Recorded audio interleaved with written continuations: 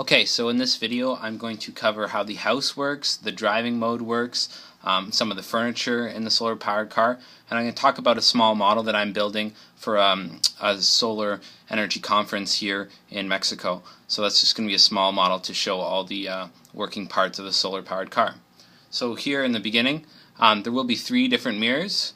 This is just showing the first mirror, so I've just hidden these 2 mirrors, and this is showing how these all these walls come up to form the house or the camper. So first it swings around and the solar powered mirror goes upside down to form a roof. And the back wall comes up.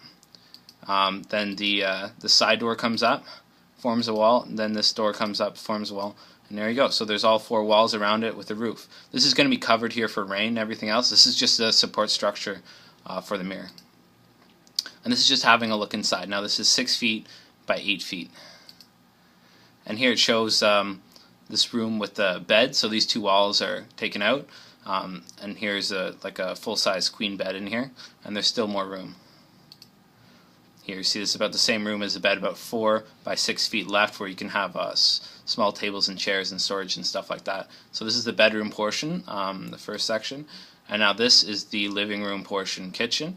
So here I'm going to show a foldable table. This door wall comes up, and here's a table that has a hinge at the bottom here, and then this is just secured up here, as well as the legs are hinged. And then once it's up as a wall, then it'll slide down, rotate down to form a table. Now this is showing the driving mode. So when it's driving, it needs to be aerodynamic. So this double door comes up and goes over here to create wind, prevent wind from coming in, creating drag there. And then this wall comes up. So there'll be a back wall and another door on this side, and another set of doors for this mirror. And the last mirror is actually, the sides are going to be taken off, and they'll have doors here to create this taper.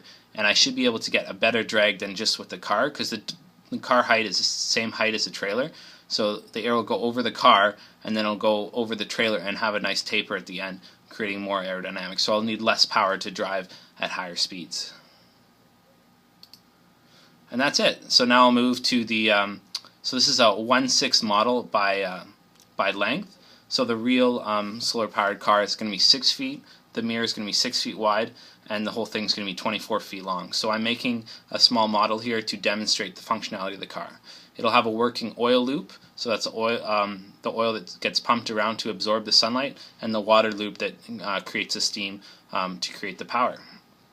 So now we're just going to zoom in onto this end here, which is where the oil is pumped all the way through the tube, absorbs the energy, and then it'll come to this T joint here, and it'll go through a very small 1/8 inch copper pipe, which will be in this really long coil. It's about 13-foot coil, and that's right beside the water loop coil. So this is where the heat will transfer from the hot oil into the water to create steam. And here on this end, this is a thermocouple that will be inside the tube here, and the cold oil then will come out this way. So again, the blue is the water pipes, and the lighter blue, this one here, this is all the oil. So this is talking about the thermocouple here. So there'll be a thermocouple sensor. It'll be in a 1/8 copper pipe to conduct the heat, and it'll go quite deep into the pipe here, so it'll have the hot oil that's being heated up by the sun energy. And when this oil gets hot enough, it will turn on the pump. So right here it'll measure the temperature, and then using the controller it'll pump the oil across. So we get the hot oil to heat the water, and when it gets to a lower temperature it'll stop the pump again to allow it to sit in here to heat up until it's pumped again.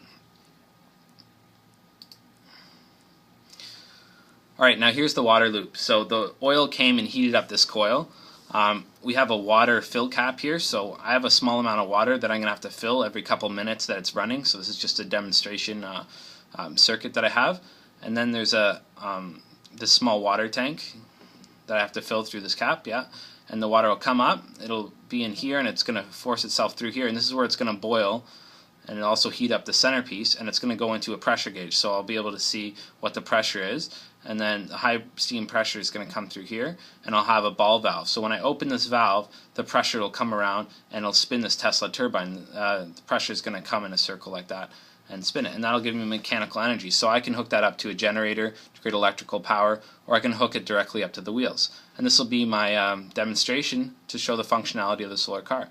And hopefully then people have more questions. They'll get me thinking. I'll go through a lot of the stuff and find a lot of the issues I would have had with the larger solar car, and then I should be ready to design the full-scale solar car and build it.